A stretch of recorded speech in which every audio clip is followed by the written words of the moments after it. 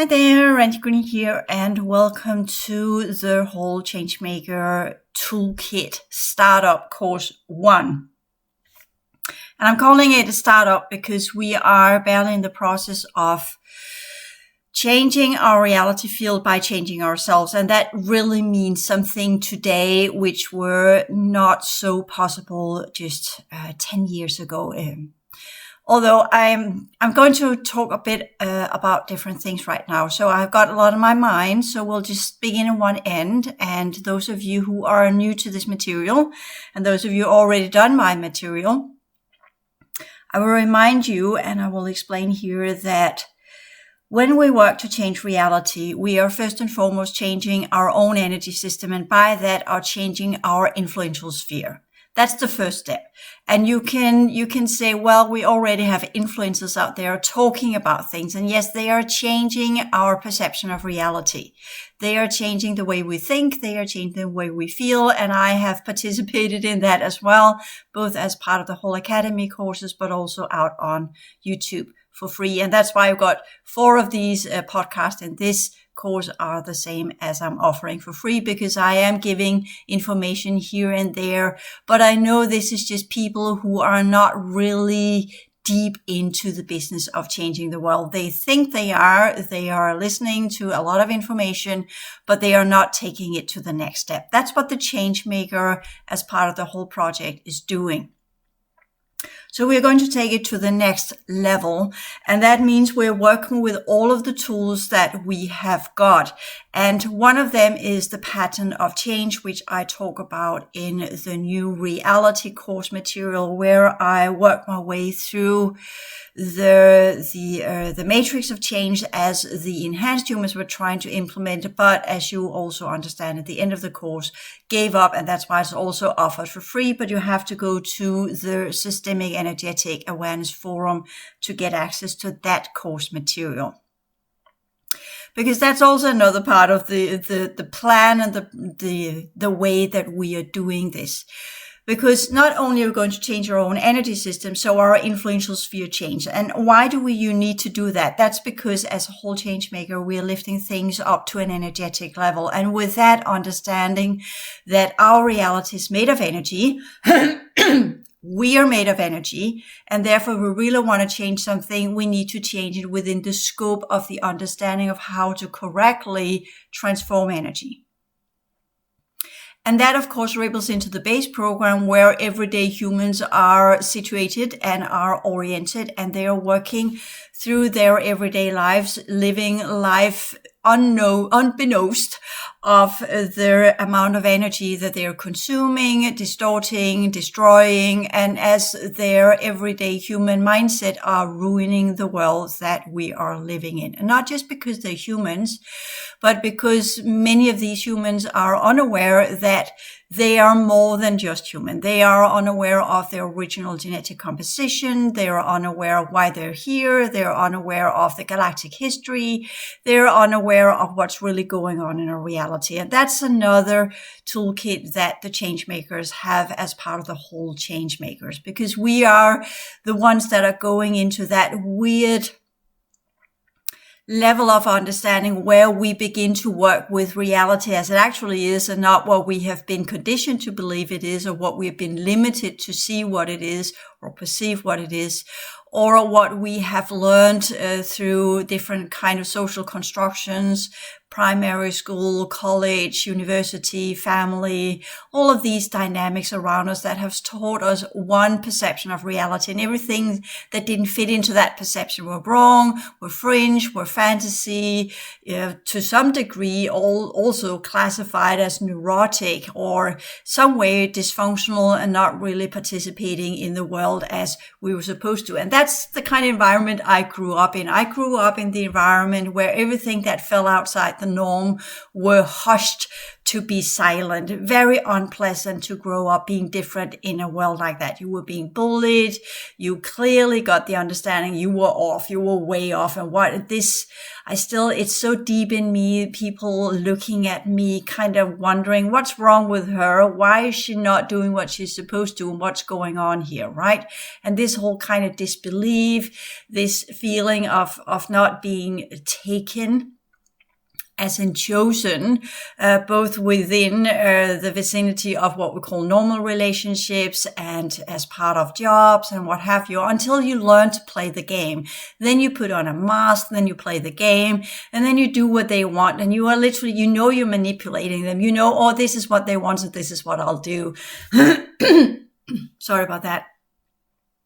As you know, as I begin talking and going up in energy, there's a lot of clearing out. And trust me, I'm trying to do it before I begin to talk, but it's impossible. So just have to endure it until I got myself worked through these distortion levels. And that's one of the things I want to talk about as well, because this is also part of what it means to be a change maker, these ups and downs and what we are capable of doing.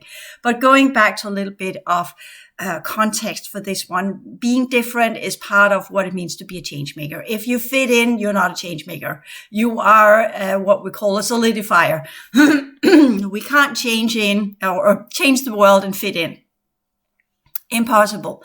Because to be able to change the world, you need to be able to go up in what we call the observer perspective, or the helicopter, and look down and look at what's going on, what's wrong, and what needs to be done, and how do we solve this. And that's also part of it. It's part of being strategic, and it's also part of, we also need to be able to find solutions to different kind of issues and challenges without going into an emotional spin-off.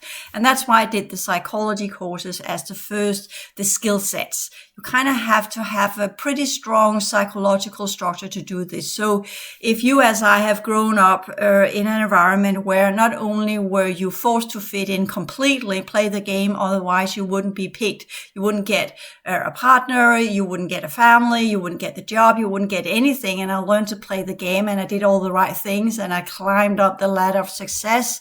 I got the good husband, I got the child, I got the job, I got all these kind of things, and then it just all crashed because it was false, it was not authentic, it was not who I was. So I had to start all over again in the beginning of 2000, where I walked away from my husband, I walked away from my job, and to begin with, I actually also walked away from my child. But I learned the hard way, that one, you'll have to take responsibility for that and do what you need to do there. And I'm very pleased that I took that project. That was my first project. And that project I began because that's where I learned that you have to have a purpose to go through the hard times. And having a child is probably one of the greatest purposes that we can have, the responsibility for another living being. And the understanding that if you fuck that up, you are not only very discontent with yourself, you have also ruined another person's life. So that was the first project I actually embarked on, where I really set in to say, okay, I have got a child.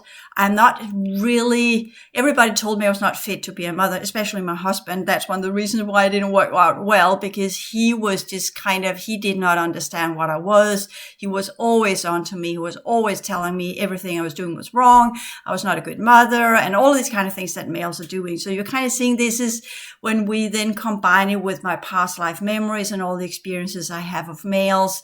Yes, I've had good boyfriends, but they always had this, I don't really understand what's going on with you. Just to understand that there are also some of us that are just not engineered for partnerships. And there's nothing wrong with that. It took me years to acknowledge the fact is, yes, it's nice to have company. Yes, it's brilliant to have good friends. And yes, we are social beings. And yes, there are this biological imperative to put off offspring in the world. All of these are programs. And then go into the acceptance of, but to be honest, I function best on my own. That's okay. That's a trait of a change maker as well. The Brad Pitt movie Ad Astra You have this astronaut. Of course, he's also shown that he has emotional issues. Who hasn't? And daddy issues. Who hasn't? And mama issues. Who hasn't? And that is the explanation why he becomes this solitary, lone ranger that is being excellent, absolutely excellent at his job, and he's finding solution. He's strategic. He has got resilience. Even in the worst crisis situations, he's figuring out good solutions. And eventually we have the process of the movie, and it goes in and becomes more sensitive and more emotional, which is also good because you kind of need both. You can't be a cold bastard and really do this work, because then you don't have the empathy. You need the empathy. So this is where those of us who are trained for this, we're already engineered for it. We're born that way. We have a high level of sensitivity. We have a high level of empathy. Our minds are working in different ways. For some, this results in chaos if the genetic engineering has not been good enough. And that's the ones that then ends up with ADD or ADHD or these whole kind of attention disorder, dysfunctional neural network, which they unfortunately then get what we could say, they get a medication, and then it works for them because it shuts down the neurons. But this is just as much an energetic flaw, which can be worked with, but it takes a lot of energy work. It takes a lot of, you need to remove some of the insectoid genetics that have been removed these regress genetics from the neural network before it kind of calms down. And what is in it is kind of little like a firefly. They have used the wrong type of insectoid genetics to try and amplify the neural network. These are part of the engineering that's going on. And this is, I'm deliberately not going out there and saying I have the solution for those who suffer from these different kind of neural differences. I'm not going to call it dysfunctional, but they are different, and there are engineering. When we talk gray engineering, hybrid engineering, they are flawed. So this is the problem. So it takes when we're talking about some of these hybrid kids that have these wrongful inserted types of genetics, well, it takes that the faction behind them also want to repair, but they have just kind of traded off, said, yeah, here we fucked that one up, but here's the medication, so you have a little bit of functional humans. Because once you have bred a human, the humans there has to live its life. That's kind of how it goes in our reality. And that's also why I'm not going and saying, oh yeah, I got the solution, because going into that understanding, into that project, what actually implies, and the ones that are part of it, what that would imply to them is, plus if I try to do that, I often get so slapped, because when they are let go as hybrid projects, you've got other factions that takes over, and they can use them for different functions and purposes. And then I get slapped by the overtaking factions. So this is also part of being a change maker, understanding that this world is not ours. We are not in control of our body. And there's a lot of stuff going on here that's enormously unpleasant. That's also part of the change maker reality. So there I see it as a kind of a force that I grew up. It was not pleasant. It was very uncomfortable. And as I said, not until I literally got to the point where I was considering suicide did I change my ways. I've been there a couple of times in my life where I got myself so entangled in the base program that my energy system began to push me. The first one was in 1992, I think, where I got myself involved with a relationship. And he went to Yugoslavia. Actually, at the time, we're part of the war, and I was left back home, and it was surreal. And I had all of these different emotions going on regarding being left back at home. And he went without my acceptance. He just did it and took off, and it spun me off, all sorts of stuff, right? And then this whole process going on there, and there I got into my sister lost a baby, and I had a lot of things going on that led me to the first real crisis in my life in my 20s there. And that's the first time where I really sunk in so deep that I got so overwhelmed by despair. And if I hadn't had that dream, I refer to it other places, where I was sinking at the bottom of the ocean on a mattress. I was sailing the ocean on a mattress, and it sunk, of course. And I was sunking into the bottom of the ocean, not drowning, and just sunking, literally sitting at the bottom of the ocean. Very similar to my walk-in experience when this body was 4-year-old, where this body sunk to the bottom of a pool in Germany. And then I got shifted into that physical vessel, as I said, involuntarily. But in my dream, I kind of drowned and I was there. And then I was woke up, jolted, literally. I've been jolted later on, but jolted. And then I got the voice in my head, see things as they truly are. And that began my process in 1992. Then I got myself entangled in the whole base program, family, boyfriend, yada, yada, counterfaction. And that was my husband. And I got a dream of marrying him and get the children and blah, blah, blah. Even though I knew he had that kind of very, we could call it neurotic, what we could also call it a little bit psychopath, if you like. He had that kind of projection mechanism, whereas everybody else who's doing something wrong, never him, everybody else always. Hence the very, very strong, constant third cycle, dark male energy to tell me I'm not good enough, you're not doing anything well enough, you're not anything at all. And in that literally led me to my next big challenge, which first just trying to fail or do the divorce, leave my child behind, because he had literally conditioned me to believe I was worth nothing. And then I was out, I could see my baby, my girl, she was not, she was, oh, it was horrible to look at her. And then I understood, yeah, now I have to go back. And then I took on a role, played a game. I psyched myself up to believe that, yeah, perhaps we can find together again, and then everything will be good and fine. And it lasted 4 or 5 months. And then I began diving into suicidal thoughts again, because it was so difficult to be around that. He was so horrible energetically. He could be kind and nice and all these kind of things, and nobody understood what I was talking about, but his energy system. And I've seen that that's again this kind of weird cognitive dissonance that happens. You see one thing and you experience another, and it's very confusing, and you end up especially if you've been conditioned to believe you're a nobody your entire life, you end up believing that it's you that's on the wrong path. There's something wrong with you, because everybody else are clearly playing a game where you're not invited to the party, right? Anyway, so I left again, but the good thing of me finding back to him due to the Danish rule set was that we were then no longer separated. He no longer had the custody, and we had to go over again negotiating and the what do you call it?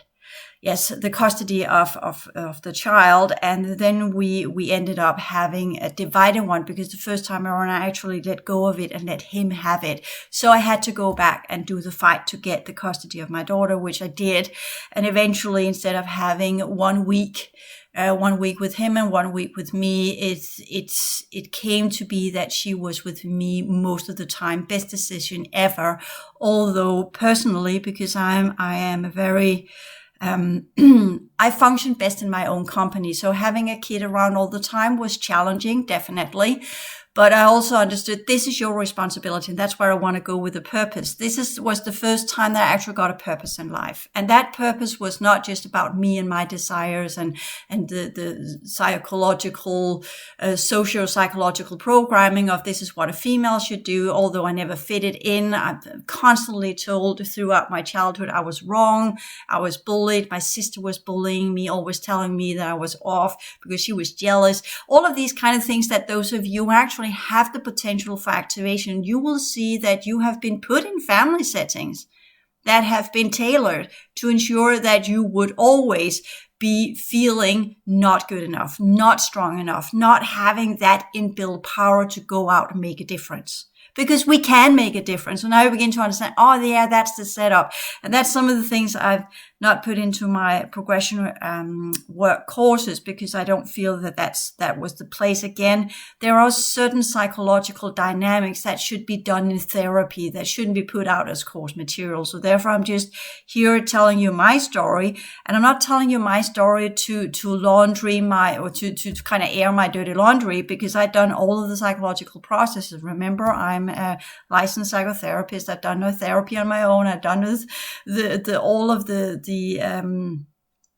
educational challenges of becoming a psychotherapist within the Danish standards, and I'm living up to all of them. So I got the stamp of the formal education, and via that also having done a lot of therapy, not actually as part of what we could call individual. I did a little bit here and there, but I never felt that any of these psychologists and psychotherapists were actually equipped to really deal with what I knew and what I was dealing with. Hence, you remember from the perception logs and other places, dreams of men in black, dreams of underworld creatures, always seeing things others were not seeing. And I learned from a very early age, yeah, you keep that one to yourself because you're not fitting in already. But if you come with that, yeah, the chances are you'll end somewhere where you will never see the light of day again, right?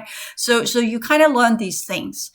That's part of a trait of a change maker. But the question is, how well do we deal with it? Because I've been in my work as a psychotherapist, I've been talking to a lot of people, especially since I began the work with the military projects as well as others that's been under these weird enhancement training projects, because that's how I see myself, as an attempt to try and enhance the humans within specific military projects.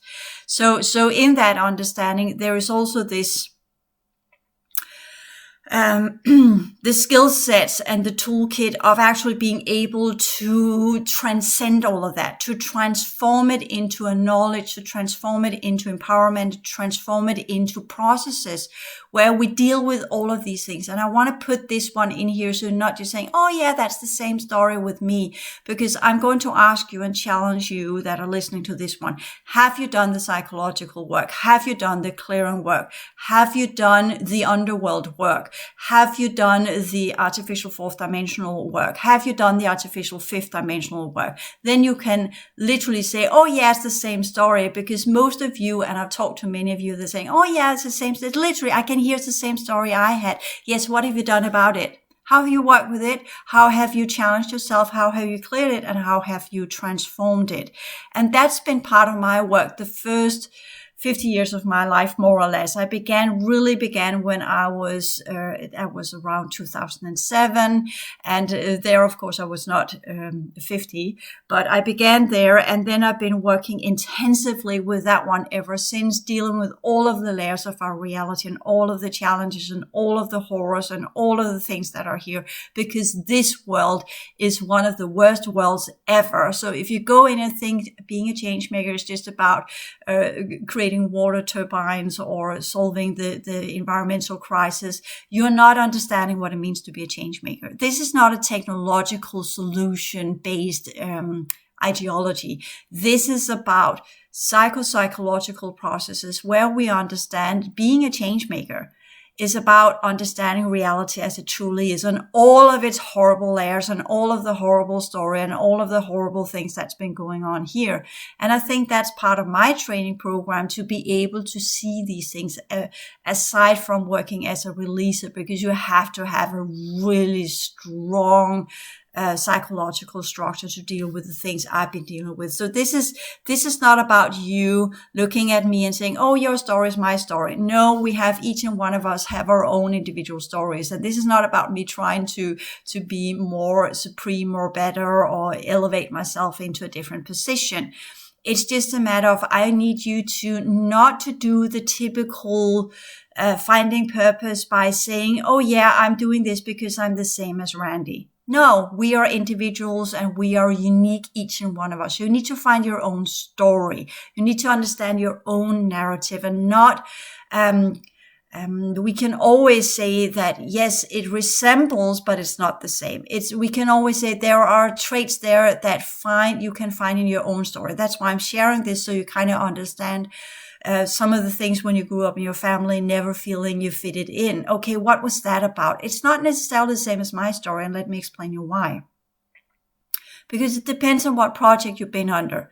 So if you are, for instance, one of the bloodlines that have been weeded out, you see, when we were colonized, there's many different groups coming here, and they always transferred their alien genetics via the maternal lineages. That goes with the mitochondria. So bloodlines are lineages, family lineages that are part of the colonizing factions that came here and colonized, and they carry the trait of their alien DNA in the maternal lineage. So the mother is the one that carries the alien DNA, and she needs to find suitable husbands to keep that bloodline going, and they are typically positioned within family dynamics. And I want to give you one here that is really prominent. I just watched the CNN production of the Kennedy family.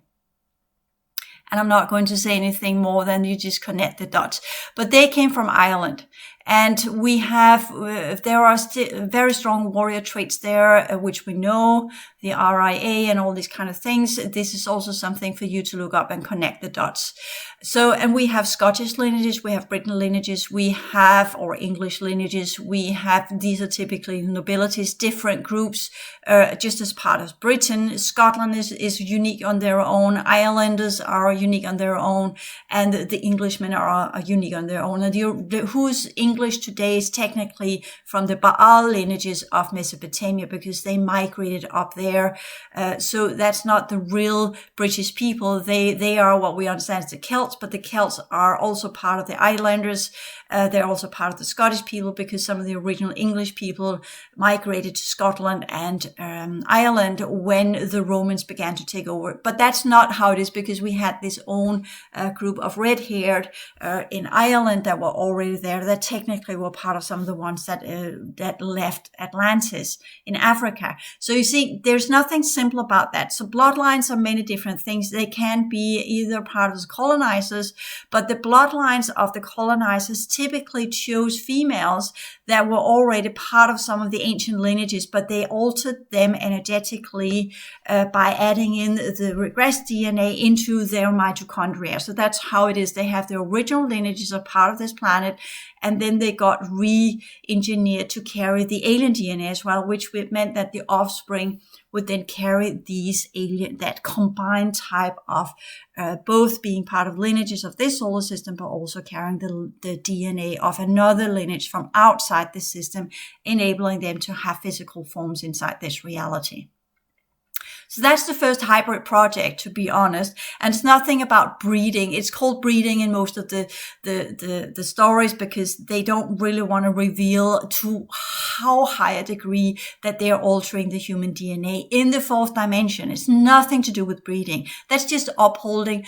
Once they created the architecture, they are upholding that inside the reality by choosing specific partners for specific purposes. And that's part of my story as well. That's why I got the dreams of marrying him, because then your offspring would have that genetic composition of that type of energy and that type of genetics and onward and so forth, which would allow for that type of soul. I talk about the fetal pattern in the transition sciences, and there's much more to say about that, but I'm deliberately not going further down that path, because going in and looking into all of these levels of all the things that's been done to humans to enable these different groups to exist inside our reality is what's going wrong in the world as it is now. Everything is collapsing because of this constant hybridization and tampering with the human DNA. So it's not just something the Anunnaki did 15,000 years ago. This has been going on as long as there has been this issue in our universal sector. It's completely normal to do that everywhere.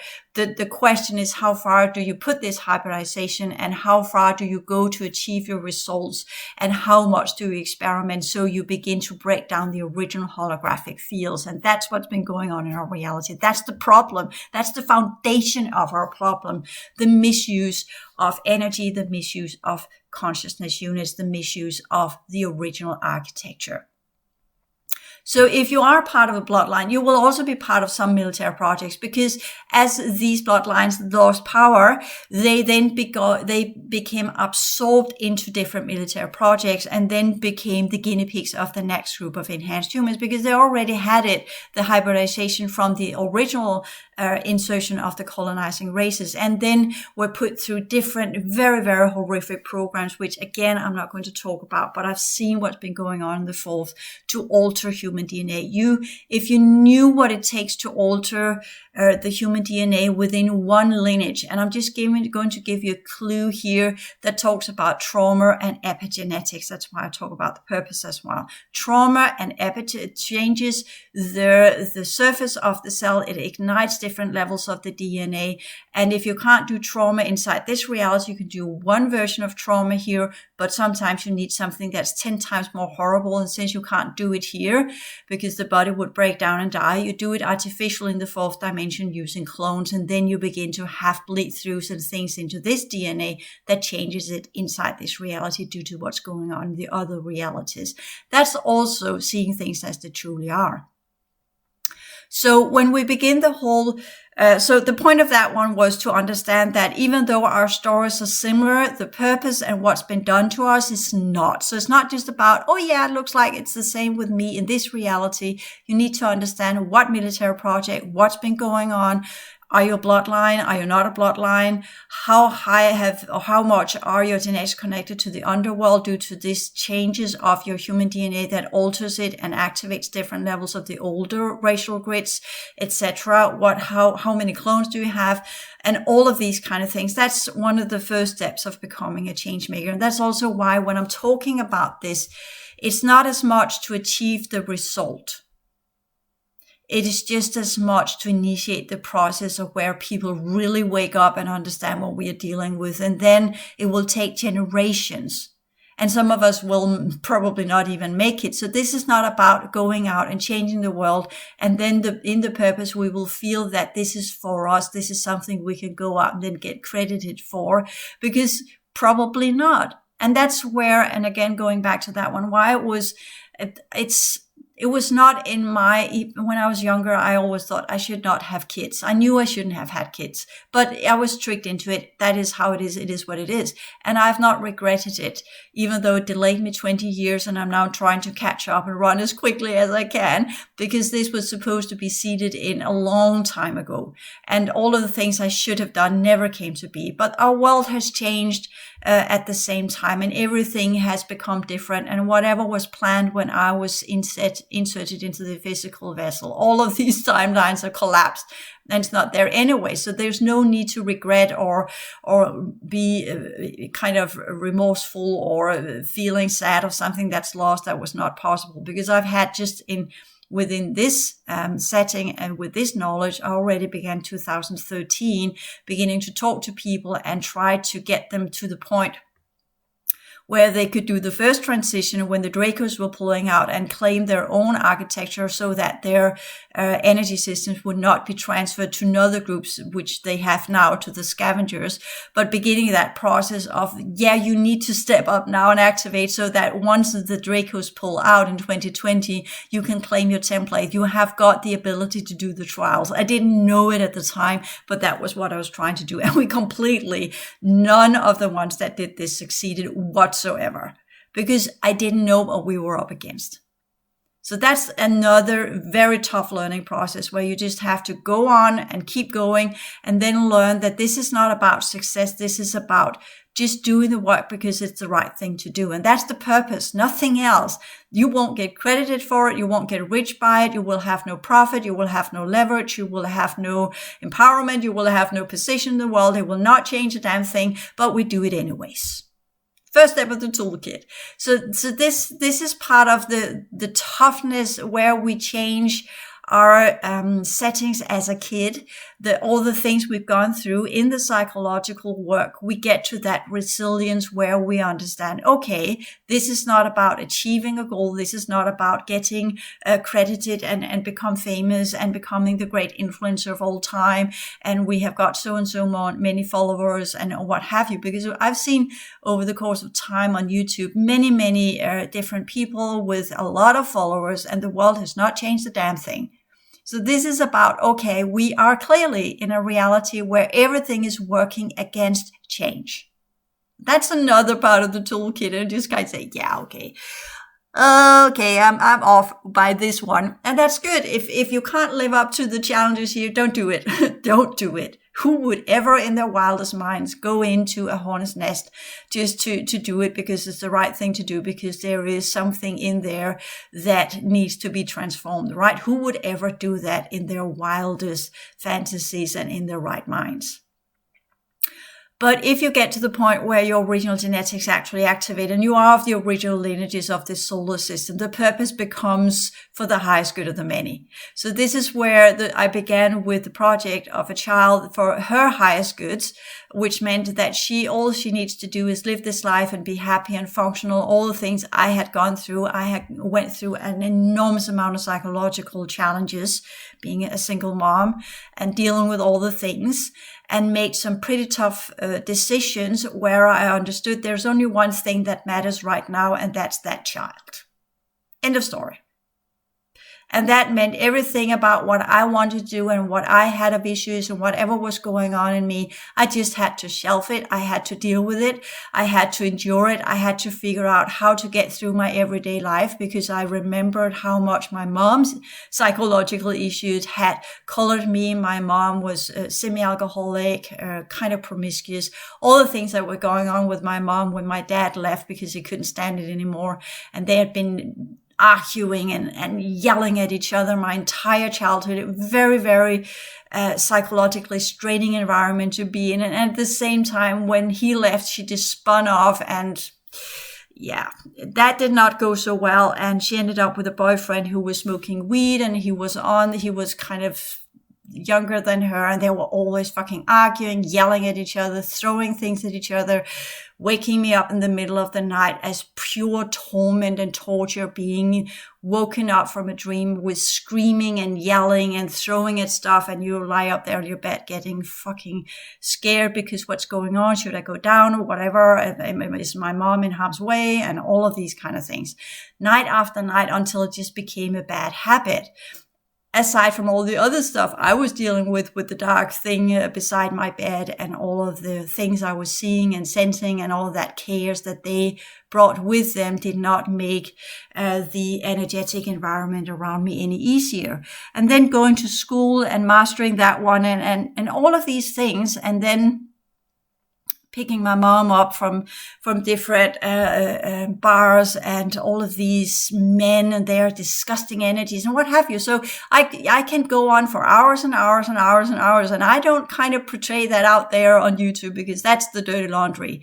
But the point of that one is here that, yes, those of us who are change makers, we go through all of this hardship, and we still have our integrity. We still have the understanding for the highest good of the many. We still do what's morally, ethically correct. We still live our lives as if this world could be a better place, not because we want to get away from our childhood trauma, but because we have transformed all of that trauma into a purpose of change, into a purpose of understanding why that is important. And that's where my child comes in, because if she had not been there, I would probably not have done the process.